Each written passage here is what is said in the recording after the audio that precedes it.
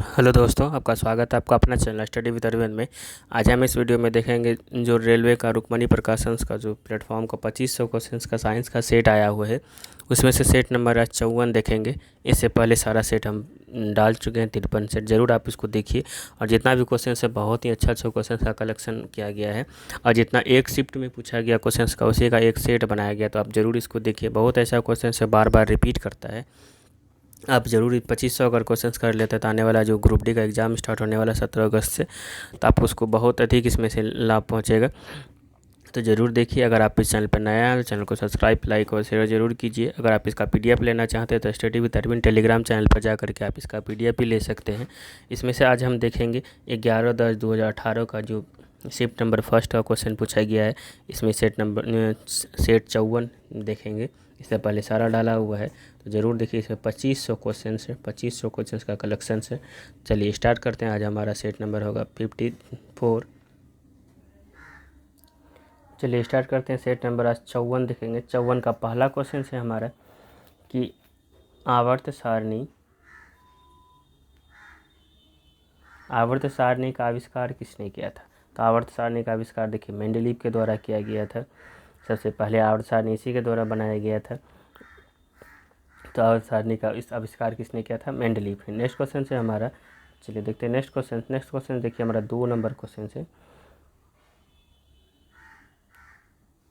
कि एक निश्चित दिशा में बढ़ रही वस्तु की गति को वैज्ञानिक शब्दावली में किस पद के रूप में जाना जाता है। तो वेग के रूप में जानेंगे हम। देखिए एक निश्चित दिशा में अगर बढ़ रही है कोई भी वैज्ञानिक, तो उसको किस रूप में जानेंगे, वेग के रूप में। ये 2 का ये नंबर आपका आंसर सही हो जाएगा। चलिए नेक्स्ट क्वेश्चन है हमारा। नेक्स्ट क्वेश्चन न्यूमेरिकल से देखिए 13 के जी द्रव्यमान की एक वस्तु 5 मीटर पर सेकंड के समान वेग से आगे बढ़ रही है, तो वस्तु की गतिज ऊर्जा। तो गतिज ऊर्जा बराबर आप इसमें फॉर्मूला लगा दीजिए 12 mv²। तो इसमें से आपका बन जाएगा। चलिए देखते हैं इसका आंसर, देख लीजिए क्या होता है। तो 162.5 जूल निकलता है। चलिए नेक्स्ट क्वेश्चन है हमारा 4 नंबर क्वेश्चन देखिए क्या बोल रहा है कि निम्नलिखित में से कौन सा प्रमस्तिष्क के संबंध में सही नहीं है। तो देखिए प्रमस्तिष्क के संबंध में कौन सही नहीं है, तो यह मस्तिष्क का सबसे बड़ा भाग लगभग 60% होता है, यही आपका जो है सही नहीं है।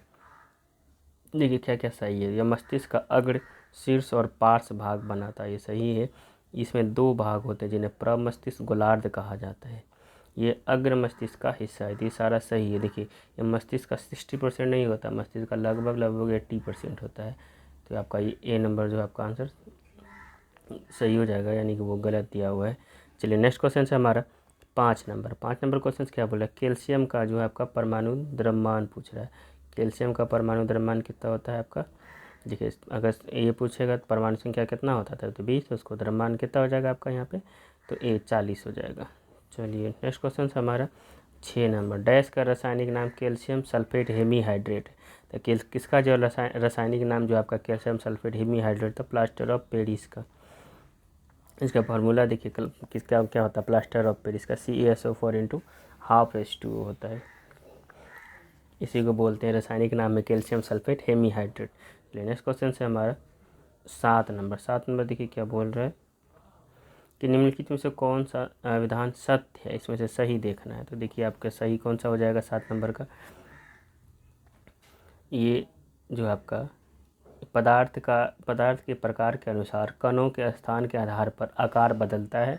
उदाहरण के लिए ठोस पदार्थ का निश्चित आकार होता है, जबकि तरल पदार्थ उनके पात्र का आकार प्राप्त करते हैं। और देखा जाए तो गैसों का कोई आकार निश्चित नहीं होता।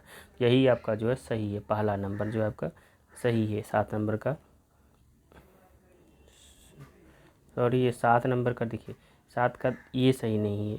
7 नंबर का जो है आपका डी नंबर यानी कि 2 सही है। देखिए संपीड़ितता का गुण क्या होता है, यह पदार्थ का वह गुण है जिसके कारण उच्च दाब होगा, दाब पर उनका आयतन कम, यहाँ पर दाब होगा, दाब पर आयतन कम हो जाता है। गैसों में यह गुण पाया जाता है, संपीड़ितता का गुण गैसों में ही पाया जाता है। तो ये 2 नंबर आपका सही है, यानी कि इसके अनुसार यहाँ पर 7 का डी नंबर आपका जो सही है। चलिए देखते हैं नेक्स्ट क्वेश्चन है हमारा 8 नंबर कि निम्नलिखित में से कौन सा नियम विद्युत धारा के ऊष्मीय प्रभाव से संबंधित रखता है। विद्युत धारा का जो ऊष्मीय प्रभाव है उससे संबंधित कौन है आपका जूल का नियम है। ये जूल का नियम विद्युत धारा का उसमें प्रभाव से संबंधित है। चलिए नेक्स्ट क्वेश्चन से आपका ध्यान में रखिए उसको, जूल का नियम विद्युत धारा का उसमें प्रभाव से। नेक्स्ट क्वेश्चन से 8-9 नंबर निम्नलिखित से किस वर्गीकरण के अनुसार आवर्त सारणी में तत्वों को उनकी परमाणु संख्या के बढ़ते क्रम के अनुसार व्यवस्थित किया जाता है। तो ये आधुनिक आवर्त सारणी में जो मेंडलीव के द्वारा दिया गया है वो आवर्त सारणी के परमाणु, आधुनिक आवर्त सारणी जो मोस्टली दिया गया है वो परमाणु संख्या का बढ़ते क्रम है, और जो मेंडलीव दिया गया है वो परमाणु द्रव्यमान के अनुसार है। चलिए नेक्स्ट क्वेश्चन है हमारा, लिटमस का प्राकृतिक रंग होता है। तो आपका ये जो 9 का जो था डी नंबर आपका आंसर सही था। 10 देखिए, लिटमस का प्राकृतिक रंग होता है। लिटमस का प्राकृतिक रंग कैसा होता है? बैगनी। जब ये कुछ नहीं मिलाया जाता है तो लिटमस कैसा दिखता है? बैगनी कलर का दिखता है। तो 10 का बी नंबर आपका आंसर सही हो जाएगा। चलिए देखते हैं नेक्स्ट क्वेश्चन। नेक्स्ट है हमारा 11 नंबर क्वेश्चन क्या बोल रहे? देखिए, ब्रह्मांड में किन्हीं दो निकायों के बीच गुरुत्वाकर्षण बल डैश पर निर्भर नहीं करता है। तो किस पर निर्भर नहीं करता है? तो इससे पहले भी क्वेश्चन आज का, उनके द्रव्यमानों के योग पर निर्भर नहीं करता, उनके बीच की दूरी पर करता है, उनके द्रव्यमान के गुणनफल पर करता है, उनके गुरुत्वीय स्थिरांक पर करता है, उनके द्रव्यमान के योग पर नहीं करता। ध्यान में रखिए 11 का ए नंबर आंसर सही है। चलिए नेक्स्ट क्वेश्चन हमारा 12 है, उनसे किसके घनत्व और क्वथनांक दोनों निम्न होता है, यानी कम होता है? तो ये सोडियम का जो होता है घनत्व और क्वथनांक सबसे कम होता है। 12 का डी नंबर आंसर सही हो जाएगा। चलिए देखते हैं नेक्स्ट क्वेश्चन। नेक्स्ट हमारा 13 नंबर क्वेश्चन है। देखिए 13 नंबर क्वेश्चन क्या बोल रहा है कि दूरदृष्टि दोष से पीड़ित व्यक्ति के नेत्र में किसी वस्तु का प्रतिबिंब कहाँ बनता है? दूरदृष्टि में कहाँ बनेगा आपका? तो रेटिना के पीछे बनेगा। दूरदृष्टि अगर दूर किया जाए तो किस लेंस का प्रयोग करते हैं? तो हम उत्तल लेंस का प्रयोग करते हैं, ये भी ध्यान में रखिए। और इसका जब दूरदृष्टि दोष से पीड़ित व्यक्ति, प्रतिबिंब कहाँ बनेगा? तो रेटिना के पीछे बनता है, निकट में आगे बनता है। चलिए नेक्स्ट क्वेश्चन हमारा 14 है, निम्न में से कार्बन के किस अपरूप की संरचना भूगर्भीय ग्लोब के समान होता है?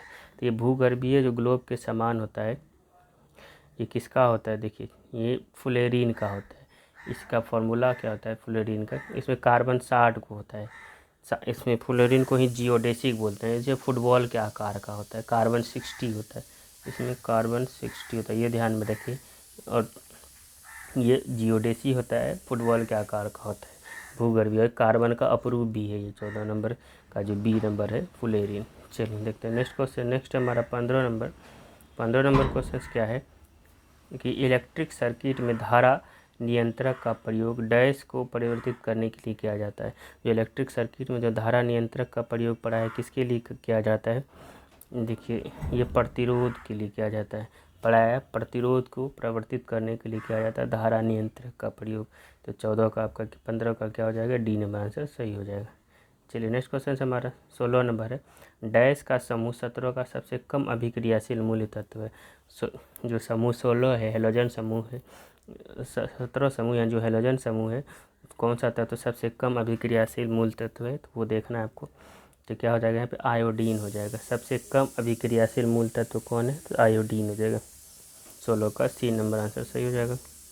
चलिए नेक्स्ट क्वेश्चन हमारा 17 नंबर, निम्न में से कौन सा ऊतक जड़ों से जल तथा खनिज पदार्थों का परिसंचरण करता है? जड़ से कौन करता है? तो जाइलम करता है। जाइलम का काम है जल ले जाना, और फ्लोएम का काम है फूड यानी भोजन ले जाना। इसको याद रखिए, ये भोजन ले जाता है। नेक्स्ट क्वेश्चन से हमारा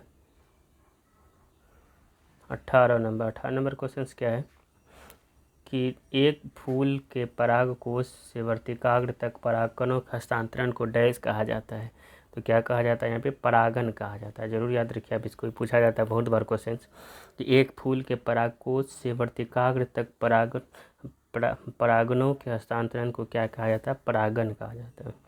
चलिए नेक्स्ट क्वेश्चन से हमारा 19 नंबर, डैश न होने पर क्रिया का किया गया कार्य शून्य हो जाता है। क्या नहीं होगा जो हमारा किया गया कार्य शून्य हो जाएगा? यहाँ पे विस्थापन जो होता है, विस्थापन अगर नहीं हो रहा है तो क्या क्या कार्य हमारा शून्य हो जाता है। तो देखिए इसी में क्योंकि W बराबर FS होता है, FS cos थीटा, यहाँ पे S है, यही विस्थापन होता है इसका। नेक्स्ट क्वेश्चन है, 20 नंबर, निम्न में से कौन सी ऊर्जा किसी वस्तु की ऊंचाई के साथ बदलती है? ऊंचाई के साथ, देखिए इसका फॉर्मूला होता है NGH, स्थितिज ऊर्जा है। तो जो ऊंचाई बढ़ेगा तो इसका ऊर्जा में भी परिवर्तित होगा। तो 20 नंबर का आंसर क्या हो जाएगा? D number. ये स्थितिज ऊर्जा का फॉर्मूला MGH। गतिज ऊर्जा का होता है FmV²। तो ऊंचाई के साथ स्थितिज ऊर्जा बदलती है, ये ध्यान में रखिएगा। चलिए नेक्स्ट क्वेश्चन हमारा 21 नंबर। 21 नंबर क्वेश्चन क्या बोल रहा है कि जीवाश्म काल निर्धारण का एक तरीका जीवाश्म सामग्री में एक ही तत्व के विभिन्न डैश के अनुपात का पता लगाया जा सकता है। तो किसका पता लगाते हैं हम इसका? तो समस्थानिकों का पता लगाते हैं। जीवाश्म काल निर्धारण का एक तरीका जीवाश्म सामग्रियों में एक ही तत्व विभिन्न डैश का अनुपात का पता लगाना है, तो समस्थानिकों का पता लगाना होता है। नेक्स्ट क्वेश्चन हमारा 22 नंबर है। निम्न में से कौन सा पौधा थैलोफाइट समूह में वर्गीकृत नहीं होता है? तो थैलोफाइट समूह में कौन वर्गीकृत नहीं होता है? चलिए देख लेते हैं। यहाँ पर रीसिया जो है, रीसिया आपका ये थैलोफाइट समूह में वर्गीकृत नहीं होता है। और वनस्पति जगत का सबसे बड़ा समूह को थैलोफाइटा कहते हैं।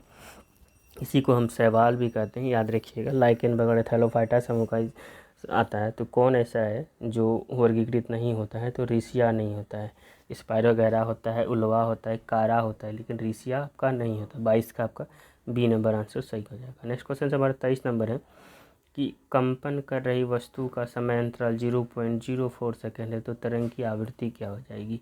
तो देखिए यहाँ पे v बराबर हम अगर n लैम्डा लगाते हैं तो इसमें से आपका बन जाएगा, इसका फार्मूला होता है v बराबर n लैम्डा। देखिए क्या हो जाएगा आपका 23 का बी नंबर आपका, यानी 25 हर्ट्ज हो जाएगा, क्योंकि ये 100 ऊपर जाएगा।